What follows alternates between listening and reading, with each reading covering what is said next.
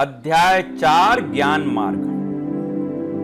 श्री भगवान बोले, मैंने इस अविनाशी योग के बारे में सूर्य को बताया, सूर्य ने अपने पुत्र मनु को बताया और मनु ने अपने पुत्र राजा इक्ष्वाकु को बताया।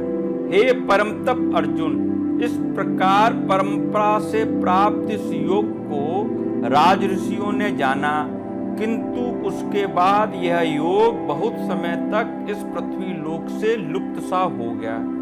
तुम मेरे भक्त और प्रिय हो, इसलिए वही प्राचीन योग आज मेरे द्वारा तुमको बताया जा रहा है, क्योंकि यह श्रेष्ठ रहस्य है। अर्जुन बोले, आपका जन्म तो अभी का है और सूर्य का जन्म बहुत पहले हुआ था, अतः मैं इस बात को कैसे समझ सकता हूँ कि आपने ही पहले सूर्य को यह योग बताया था।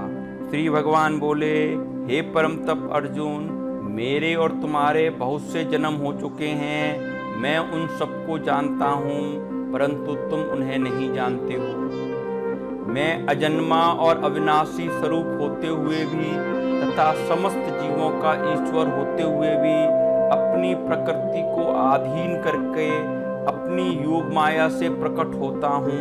हे भारत, जब जब धर्म की हानि होती है और अधर्म बढ़ता है, तब तब ही मैं साकार रूप अवतार लेकर लोगों के सामने प्रकट होता हूँ। साधु सज्जन पुरुषों का उद्धार करने के लिए, दुष्टों का विनाश करने के लिए और धर्म की स्थापना करने के लिए मैं युगों युगों से प्रकट होता रहा हूँ। हे अर्जुन, मेरे जन्म और कर्म निर्मल और अलौकिक हैं। जो इसे वास्तव में जान लेते हैं, वह इस वर्तमान शरीर को त्याग कर फिर से पुनर्जन्म को प्राप्त नहीं होते हैं, बल्कि मुझे प्राप्त होते हैं। पहले भी राग, भय और क्रोध हमेशा के लिए नष्ट करके और मुझ में एक चित्त होकर ज्ञान रूप तपस्या द्वारा पवित्र हुए अनेक भक्त मुझे प्राप्त हो चुके हैं, अर्थात जो मैं हूँ वही वह बन गए हैं। हे अर्जुन, जो पुरुष मुझे जिस प्रकार मेरा मनन करते हैं, मैं भी उसी प्रकार उनको अपनाता हूँ, क्योंकि सभी मनुष्य सभी प्रकार से मेरे ही मार्ग का अनुसरण करते हैं। कर्मों के फल को चाहने वाले लोग देवताओं का एक परमात्मा के ही विभिन्न रूपों का पूजन करते हैं, क्योंकि उनके द्वारा कर्मों से उत्पन्न होने वाले फल शीघ्र प्राप्त होते हैं। ब्राह्मण अध्ययन मनन करने वाला, क्षत्रिय रक्षा करने वाला, वैश्य व्यापार करने वाला और श्रमिक सेवा करने वाला, यह 4 प्रकार के वर्णों का समूह गुण और कर्मों के विभाजन के अनुरूप मेरे द्वारा बनाए गए हैं। उसका कर्ता सृजक होने पर भी तुम मुझ अविनाशी को वास्तव में अकर्ता असृजक ही समझो। मैं कर्मों में लिप्त नहीं होता हूँ, क्योंकि मेरी फल की इच्छा नहीं है। इस प्रकार जो मुझे तत्व से जान लेते हैं, वह भी कभी कर्मों से नहीं बंधते हैं। पहले भी मोक्ष पाने की इच्छा रखने वालों ने भी ऐसे ही जानकर कर्म किए हैं, इसलिए तुम भी पूर्वजों द्वारा हमेशा से किए जाने वाले कर्मों को ही करो। कर्म क्या हैं और अकर्म क्या हैं, इसका निर्णय करने में बुद्धिमान पुरुष भी दिग्भ्रमित हो जाते हैं। अतः मैं तुम्हें कर्म तत्व बताता हूँ, जिसे जानकर तुम कर्म बंधन से मुक्त हो जाओगे। कर्म का स्वरूप भी जानना चाहिए और अकर्म का स्वरूप भी जानना चाहिए और विकर्म का स्वरूप भी जानना चाहिए, क्योंकि कर्म के रहस्य को समझना कठिन है। जो मनुष्य कर्म में अकर्म देखता है और जो अकर्म में कर्म देखता है, वह मनुष्यों में बुद्धिमान है और वह योगी समस्त कर्मों को करने वाला है। जिसके सभी कर्म बिना कामना और संकल्प के होते हैं तथा ज्ञान रूपी अग्नि के द्वारा भस्म हो गए हैं, उसे ज्ञानी लोग भी पंडित कहते हैं। जो पुरुष कर्मों के फल की आकांक्षा को पूर्णतः त्याग करके संसार के सहारे से मुक्त हो गया है और ब्रह्म में हमेशा संतुष्ट रहता है, वह कर्मों में भली भांति लगे रहते हुए भी वास्तव में कुछ नहीं करता है। जिसने अंतःकरण और इंद्रियों के सहित शरीर को जीत लिया है और जिसने सभी तरह के भोगों की इच्छा का परित्याग कर दिया है, ऐसा इच्छा से रहित पुरुष केवल शरीर संबंधी कर्म करते हुए भी पापों को नहीं प्राप्त होते हैं।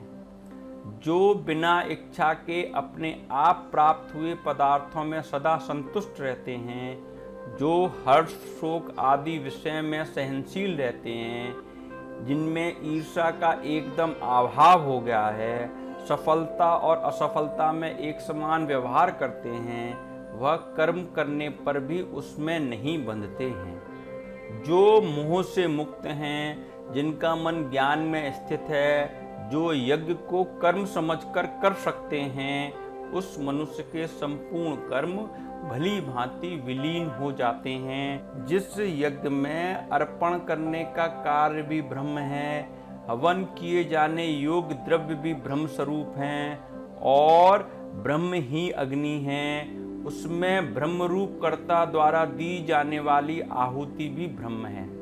ब्रह्मरूप कर्म में एकाग्रचित्त उस पुरुष के द्वारा प्राप्त किए जाने योग्य फल भी ब्रह्म ही हैं।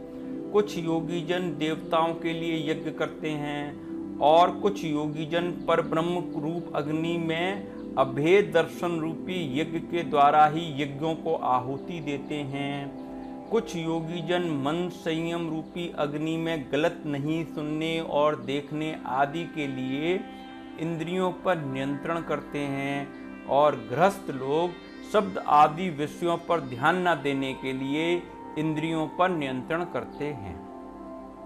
कुछ योगी जन इंद्रियों और प्राणों की सभी क्रियाओं को ज्ञान से आलोकित होकर आत्म संयम में रखते हैं।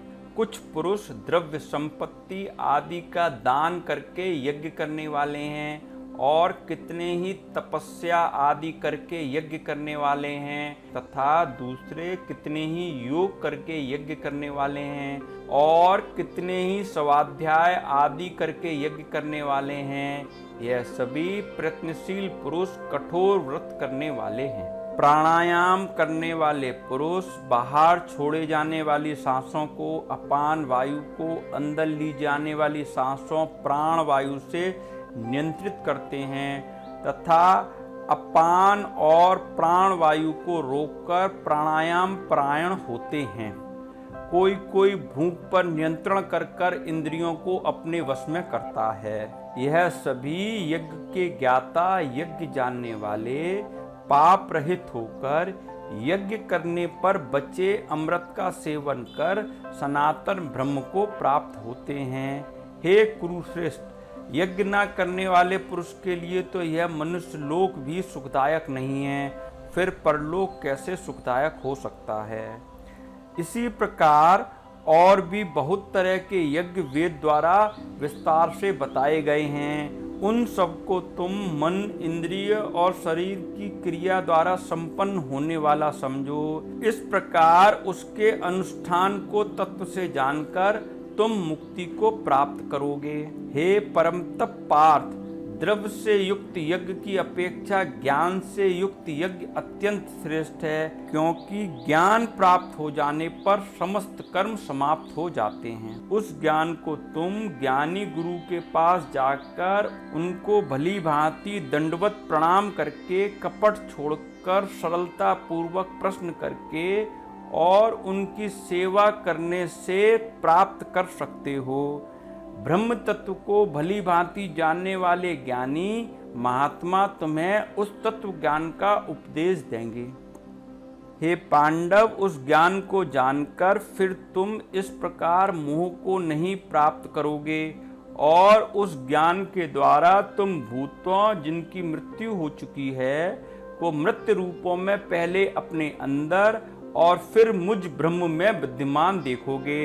यदि तुम अन्य सभी पापियों से भी अधिक पाप करने वाले हो तो भी तुम ज्ञान रूपी नाव का सहारा लेकर संपूर्ण पाप समुद्र से भली भांति तर जाओगे। हे अर्जुन, जिस प्रकार प्रज्वलित अग्नि लकड़ी आदि ईंधनों को भस्म कर देती है, वैसे ही ज्ञान रूपी अग्नि संपूर्ण कर्मों को भस्म कर देती है। इस संसार में ज्ञान के समान पवित्र करने वाला निसंदेह कुछ भी नहीं है। उस ज्ञान को समय आने पर कर्मयोग के द्वारा शुद्ध अंतःकरण किया हुआ मनुष्य अपने अंदर जीवात्मा में प्राप्त कर लेता है। जो श्रद्धावान, जो युक्तियों में निपुण हैं, जिन्होंने इंद्रियों को जीत लिया है, वह ज्ञान को प्राप्त करते हैं तथा ज्ञान को प्राप्त करके बिना देरी किए परम शांति को प्राप्त करते हैं। परंतु अज्ञानी और श्रद्धा से रहित, संदेह से युक्त पुरुष विनाश को प्राप्त होता है। ऐसे संदेह से युक्त मनुष्य के लिए ना यह लोक है, ना परलोक है, और ना ही उसे सुख प्राप्त होता है। हे धनंजय, जिसने निष्काम कर्मयोग के द्वारा संन्यास विधि से कर्मों के फल का त्याग किया है, ज्ञान के द्वारा संदेह को खत्म किया है और ऐसे वश में किए हुए अंतःकरण वाले पुरुष को कर्म नहीं बांधते हैं। इसलिए हे भारत, तुम अपने हृदय में स्थित इस अज्ञान से पैदा हुए संदेह को ज्ञान रूपी तलवार द्वारा भेद कर निष्काम कर्मयोग का सहारा लेकर युद्ध के लिए खड़े हो जाओ।